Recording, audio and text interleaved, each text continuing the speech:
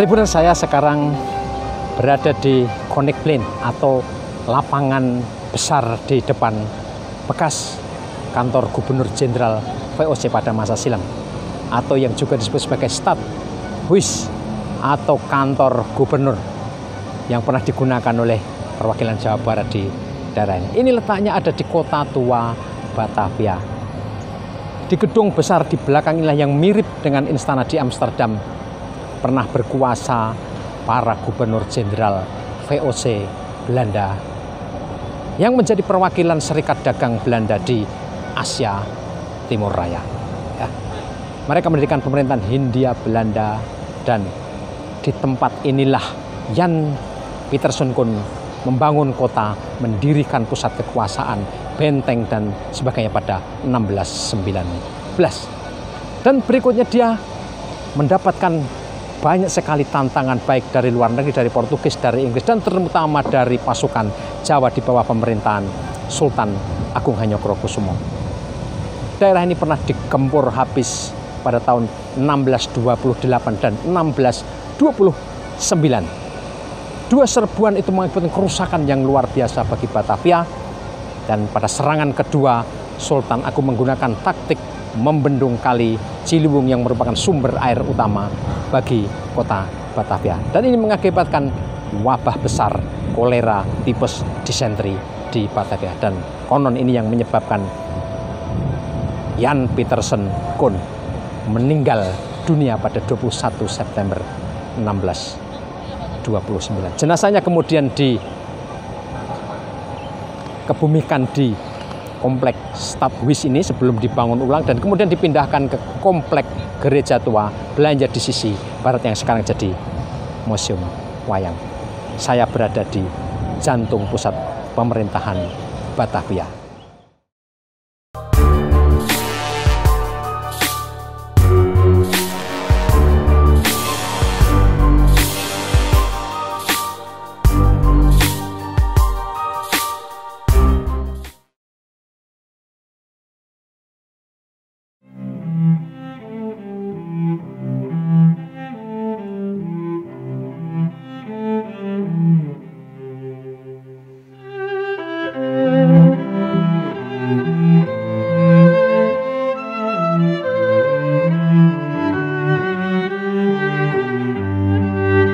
Kali ini saya ingin mengajak Anda semua menelusuri satu kisah menarik bagian tak terpisahkan sejarah nasional kita.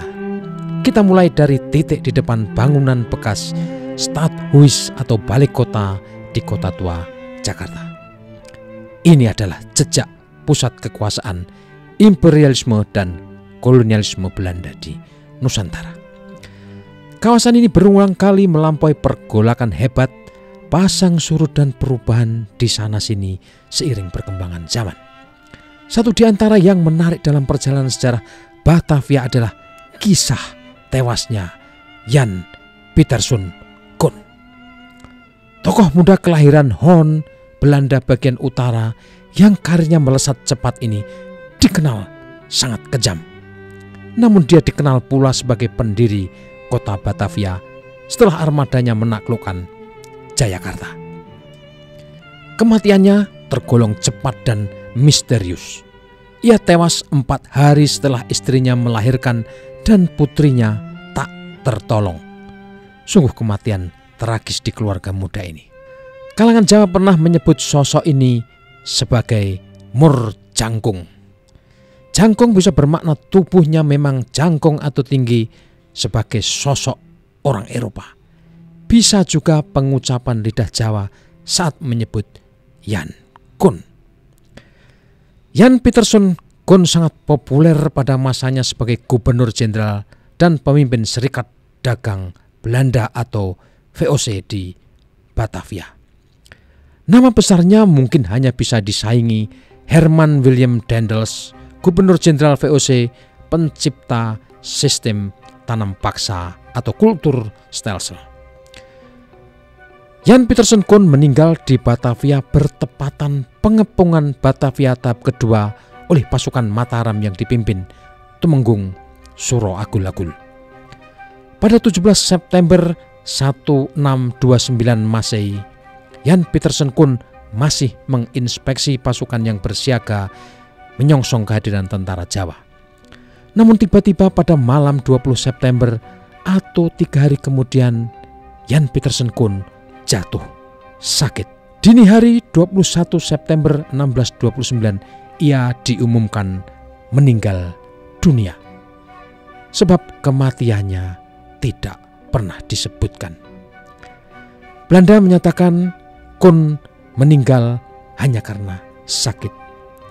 Versi Jawa menyebutkan Koen tewas di tangan pasukan Mataram ketika terjadi bentrokan bersenjata di luar benteng VOC. Cerita tutur Jawa juga menyebutkan kepala Murjangkung atau Jan Pieterszoon Koen dipenggal lalu dibawa ke Kerta, ibu kota Kesultanan Mataram.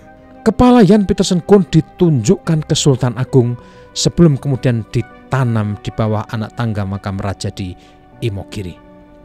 Benar tidaknya cerita ini sulit dibuktikan. Versi Belanda mengisahkan lain lagi. Hari itu sesudah kematiannya, jasad Jan Pieterszoon Koen dikebumikan di komplek Balai Kota Batavia atau Stadhuis. Balai Kota VOC ini sekarang jadi Museum Sejarah Jakarta di Taman Fathahillah, Kota Tua, Jakarta. Kelak bertahun kemudian pada 1634, jasad Jan Pieterszoon Koen konon dipindahkan ke De Oude Hollandskerk atau Gereja Tua Belanda atau Gereja Salib. Menyatu di pekuburan banyak tokoh VOC dan tokoh asing lainnya di sebelah barat komplek Balai Kota. Bangunan gereja dan makam yang pernah terbakar itu kini dijadikan Museum Wayang Jakarta. Tanda-tanda keberadaan makam tua dari abad ke-17 memang ditemukan di lokasi ini. Ekskavasi arkeologis pada 1938 menemukan petak-petak makam kuno berisi begitu banyak tulang dan rangka manusia. Sulit lagi memastikan mana kuburan Jan Pieterszoon Koen di antara petak-petak makam itu. Data kuno Belanda menyebutkan dulu J.P. Koen dikubur dalam peti berlapis timah. Ia diletakkan di petak nomor 163 di makam ini. Namun saat ekskavasi di petak ini ditemukan tulang dan rangka yang bercampur aduk. Prasasti bertuliskan makam Jan Pieterszoon Koen yang kini kita bisa saksikan di Museum Wayang adalah penanda yang baru dibuat pada tahun 1938 sebagai bagian proyek jangka panjang pembangunan Batavia atau Jakarta. Taman makam VOC di Kota Tua Jakarta ini dirancang oleh arsitek JFL Blankenberg sebagai awal dari modernisasi kota yang dirancang berlangsung selama 60 tahun dari 1938. Kembali ke pertanyaan besar, di manakah makam Jan Pieterszoon Koen dan para petinggi VOC yang meninggal di era saat bala tentara Mataram mengepung dan menyerbu Batavia antara tahun 1628 dan 1629? Sangat sulit melacak jejaknya. Khasanah sejarah Belanda juga tidak banyak memberi pengetahuan nasib mereka di masa genting itu. Konon sebagian ada yang dipindahkan ke negeri asalnya, sebagian lagi tersebar di sejumlah lokasi di Jakarta. Namun sesuai informasi, Gubernur Jenderal William Denders pada 1808 memerintahkan makam di Gereja Lama Belanda dipindahkan karena kondisi bangunan yang hancur akibat gempa bumi. Tanah gereja itu kemudian dijual ke perusahaan Gudang Geowehry & Co. Makam dipindahkan ke New Kerkop, sekarang dikenal sebagai Museum Taman Prasasti DKI Jakarta di Jalan Tanah Abang 1, nomor 1 Jakarta Pusat. Jejak sejarah itu bisa dilihat dari kehadiran batu nisan Gubernur Jenderal Van Imhoff yang masih bisa disaksikan sampai hari ini. Pada tahun 1840, Batavia Genossap menemukan 34 buah batu nisan dalam gudang, yang diantaranya batu nisan Van Imhoff. Pada tahun 1844, batu-batu nisan tersebut dipasang pada dinding depan gedung makam baru Belanda atau Museum Taman Prasasti.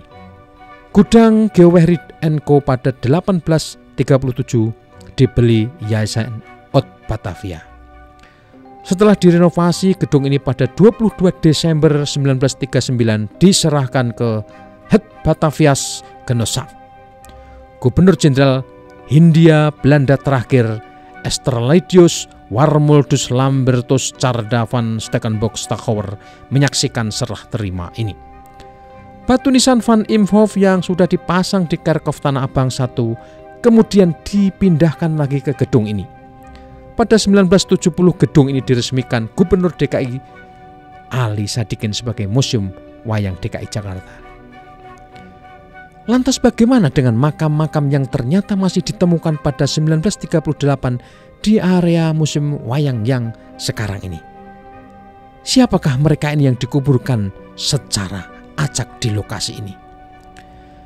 Dilihat dari riwayat ini, besar kemungkinan makam Jan Pieterszoon Koen memang ikut dipindahkan ke pemakaman baru Belanda atau Taman Prasasti di Jalan Tanah Abang 1, sebagaimana Gubernur Van Imhoff pernah dikuburkan kembali di sini. Tribuners, keberadaan makam Moorjangkong atau Jan Pieterszoon Koen, Gubernur Jenderal VOC paling legendaris, juga seorang monster di mata rakyat Pulau Banda Maluku, tetap gelap dan misterius. Tokoh penting yang mati di usia 42 tahun itu pernah merasakan kegarangan Sultan Agung Hanyokrokusumo dan bala tentara Jawa. Taktik membendung Kali Ciliwung, mengotorinya menggunakan bangkai ternak maupun jasad manusia, hampir melumpuhkan Batavia.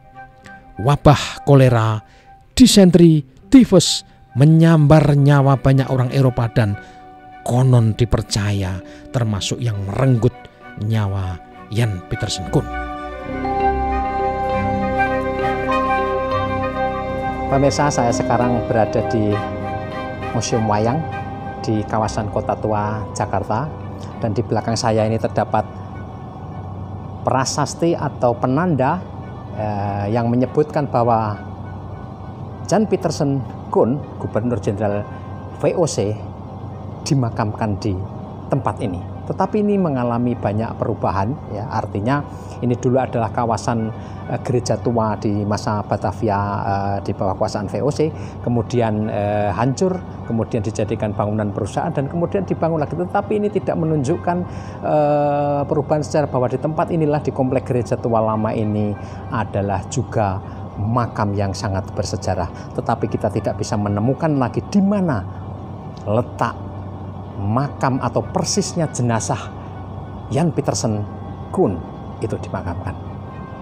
Tribuners dan pemirsa dimanapun Anda berada, kematian Jan Pieterszoon Koen sampai hari ini masih diselimuti oleh misteri, terutama di manakah dia sebetulnya dimakamkan, tulang belulangnya di mana. Dan ini menjadi bagian yang tak terpisahkan dari sejarah besar mengiringi tokoh ini yang pernah merasakan keampuhan serangan pasukan Mataram di bawah Sultan Agung Hanyokrokusumo. Sampai jumpa lagi di Urban Legend berikutnya.